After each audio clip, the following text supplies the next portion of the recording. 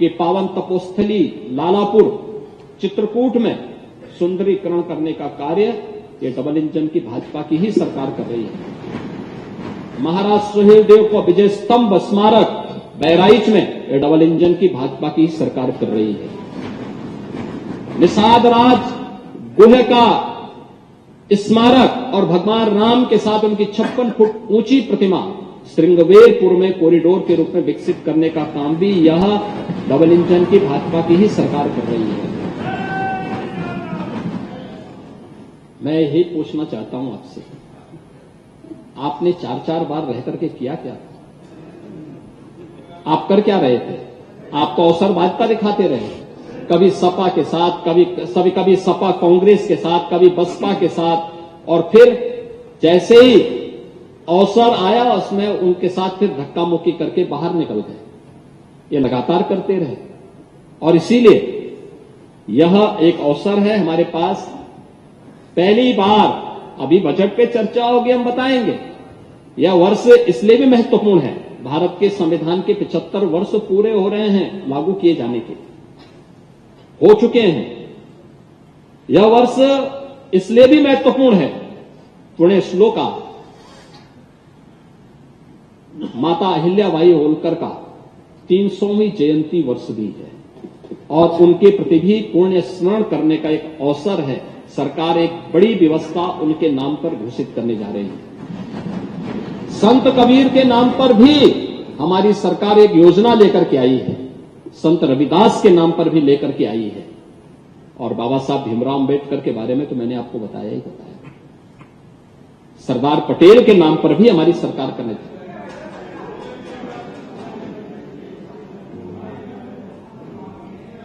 अम्बेडकर गांव अनुसूचित जातियों का चयन करके सबसे ज्यादा विकास पहले वही कराए। महोदय, यही नहीं, यह वर्ष इसलिए महत्वपूर्ण है क्योंकि काकोरी ट्रेन एक्शन का यह महत्वपूर्ण शताब्दी वर्ष भी है। काकोरी ट्रेन एक्शन देश की स्वाधीनता का एक महत्वपूर्ण अध्याय रहा है और यह उन सभी क्रांतिकारियों के प्रति सम्मान का भाव व्यक्त करने का अवसर है और हमारी सरकार इस पूरे आयोजन को पूरी भव्यता के साथ आयोजित करने के लिए कार्य कर रही है। महोदय, मुझे बताते हुए प्रसन्नता है कि हमारी सरकार पिछले 7.25 वर्ष से उत्तर प्रदेश की पहचान दिलाने के लिए पूरी प्रतिबद्धता के साथ कार्य कर रही है और इसकी शुरुआत हम लोगों ने की थी उत्तर प्रदेश में सरकार गठन के तत्काल बाद और उसके उपरांत सरकार गठन होने के बाद ही उत्तर प्रदेश के स्थापना दिवस के आयोजन के बाद 24 जनवरी 1950 को उत्तर प्रदेश का नोटिफिकेशन जारी होता है, लेकिन 24 जनवरी 1950 से लेकर के 24 जनवरी 2017 तक कभी भी उत्तर प्रदेश दिवस नहीं मनाया गया।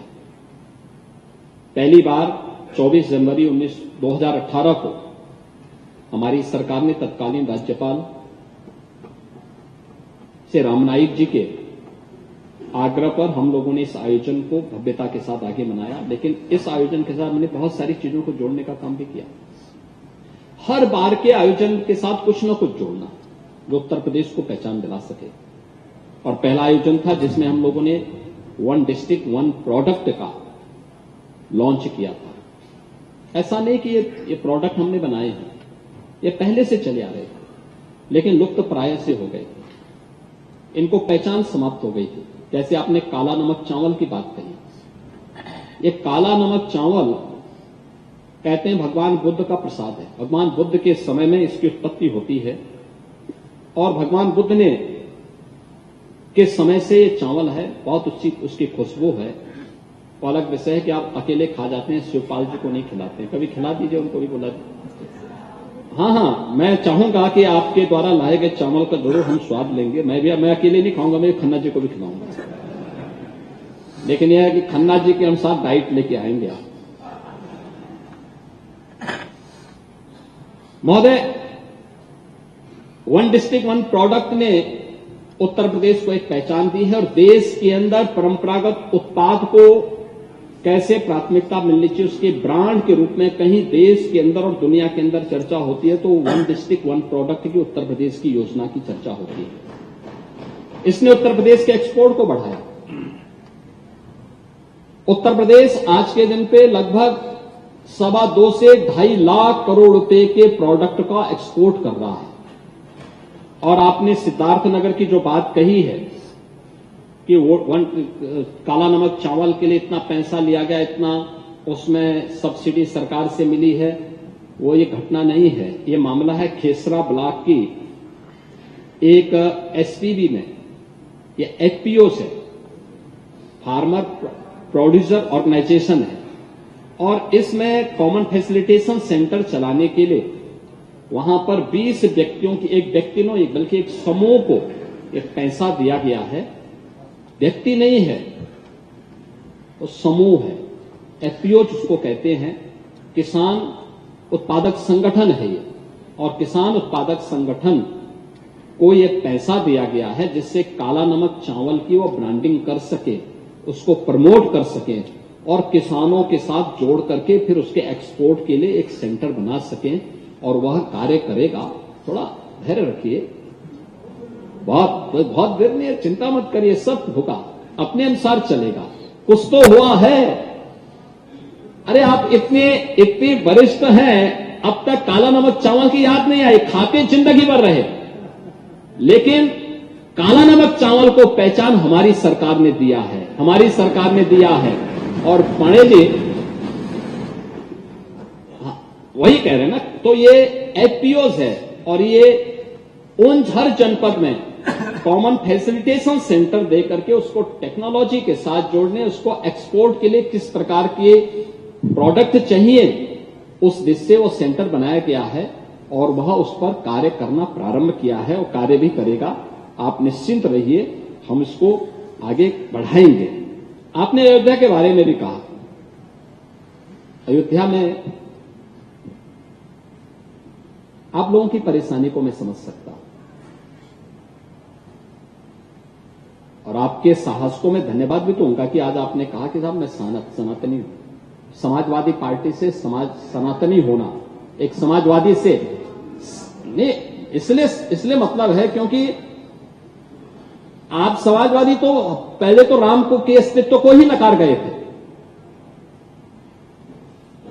भगवान राम के अस्तित्व को, भगवान कृष्ण के अस्तित्व को ही नकार गए थे। याद करिए 2017 में जब हमारी सरकार आई थी, हम लोगों ने मथुरा, वृंदावन और ब्रज तीर्थ के विकास की कार्य योजना को आगे बढ़ाया था। समाजवादी पार्टी के साथ की ओर से बयान आया था कि वह, हमने कहा था कृष्ण की एक बहुत भव्य प्रतिमा भी वहां लगेगी।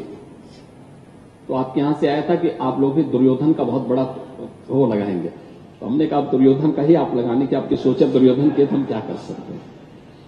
लेकिन भगवान राम और भगवान कृष्ण के प्रति आस्था न होना ये डॉक्टर लोहिया को भी झुठलाने जैसा है। याद करिए, डॉक्टर लोहिया ने भगवान राम, भगवान कृष्ण और भगवान शिव के बारे में किन विचारों को उद्धृत किया था। और मुझे लगता है कि यही दिखाता है कि आप लोग न सनातन धर्म के प्रति सम्मान का भाव व्यक्त कर पा रहे हैं और न सच्चे समाजवादी के रूप में ही अपने कर्तव्यों का निर्वहन कर पा रहे हैं। अयोध्या के बारे में आपकी चिढ़ स्वाभाविक है, क्योंकि पहले अयोध्या में क्या होता था, किसी से छुपा हुआ नहीं है, किसी से छुपा हुआ नहीं है। आज अयोध्या में 8 से 10 लाख श्रद्धालु प्रतिदिन आ रहा है। अब याद करिए, अगर इन सड़कों को हम 4 लेन का नहीं बनाए होते, इंटरनेशनल एयरपोर्ट नहीं बना होता, 4 रेलवे स्टेशनों का सुंदरीकरण नहीं हुआ होता, क्या एक काम हो गया होता? वहां पे इतनी बड़ी संख्या में श्रद्धालु आ पाते? इतना भव्य दर्शन कर पाते, उन गरीबों को रोजगार मिल पाया होता जो लोग आज रोजगार प्राप्त कर रहे हैं, उन नाविकों के हाथों को काम मिल पाता जो आज हजारों रुपया प्रतिदिन कमा रहे हैं, वो रेस्टोरेंट और होटल की जो इनकम हो रही है, टैक्सी वाले और बस वालों की इनकम हो रही है, गाइड के रूप में लोग पैसा कमा रहे हैं, दुकान वाले पैसा कमा रहे हैं, क्या ये कमा पाते? लेकिन आप लोग पहले दिन से हमने जमीन अधिग्रहण करनी प्रारंभ की, आप लोगों ने कहा साहब भ्रष्टाचार हो रहा है।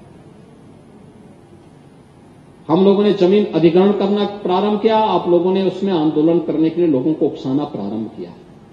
मैं अभिनंदन करूंगा अयोध्या वासियों को जिन्होंने सरकार पर विश्वास किया, आप लोगों पे विश्वास नहीं किया। और अयोध्या के अंदर 1700 करोड़ रुपए से अधिक केवल हमने कंपनसेशन पे खर्च किया। और आपने माझा, जो आपने वहां की जमारा की बात की, तो वह 14 गांवों के संबंध में है।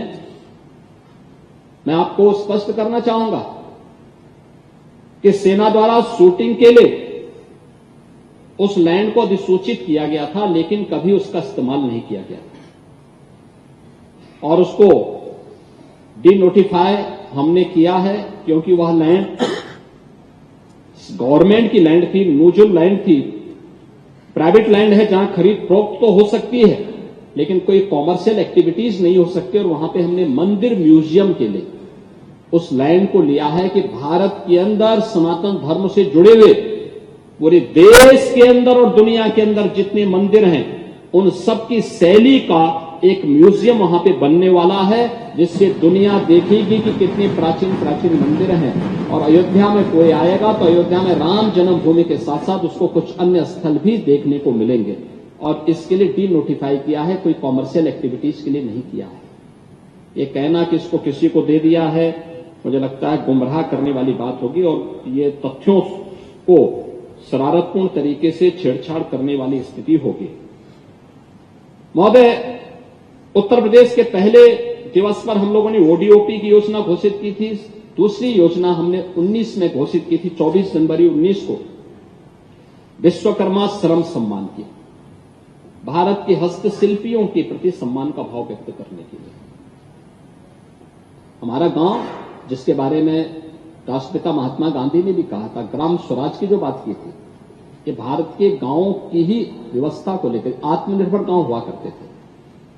गांव में हर व्यक्ति एक दूसरे पर निर्भर होकर के सरकार पर कम आश्रित था या आश्रित था ही नहीं, आपस में मिलकर के ग्राम व्यवस्था को संचालन करता था। और पहले तो ऐसे होता था, जब ग्राम प्रधानों का चुनाव नहीं होते थे, पंडित जी आप तो जानते हैं कि गांव की व्यवस्था अपने आप चलती थी, अपने आप चलती थी। गांव में सम्मानित कोई वरिष्ठ व्यक्ति को लोग ग्राम प्रधान बना करके उस व्यवस्था को चलाते थे, उसकी बात को मानते थे, वह भी एक अभिभावक के रूप में काम करता था, पूरी व्यवस्था को लीडरशिप देता था, गांव के सारे मामलों का निस्तारण वही होता था। गांव का हर व्यक्ति गांव में रहता था, लेकिन गरीबी थी, पैसा नहीं था, लेकिन कोई भूखों भी नहीं रहता था। ये हमारा आदर्श गांव था। और उस व्यवस्था के तहत हमारे गांव में भी हस्तशिल्पी हुआ करते थे, शहरों में भी तमाम हस्तशिल्पी हुआ करते थे। कोई नाव का काम करता था, कोई मोची का काम करता था, कोई हलवाई का काम करता था, कोई दर्जी का काम करता था। कोई पैसा नहीं था, लेकिन राशन के आधार पर लोग एक दूसरे की व्यवस्था का संचालन करते थे।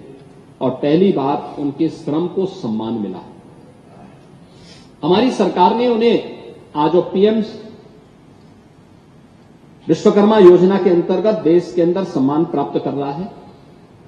हमने 19 में इस स्कीम को लागू किया था और 16 कैटेगरी तय की थी, जिसमें हम लोगों ने राजमिस्त्री से लेकर के, बढ़ई से लेकर के, नाव से लेकर के, लोहार से लेकर के सभी हस्तशिल्पियों को पहचान करके इनकी निश्चित ट्रेनिंग कराना, इनको टूल किट फ्री में उपलब्ध करवाना और फिर इनके प्रोडक्ट को या इनको सस्ते में लोन और ब्याज वहां पे लोन उपलब्ध कराने की कार्रवाई के साथ जोड़ करके इनके जीवन में परिवर्तन करने का काम किया। विश्वकर्मा श्रम सम्मान है।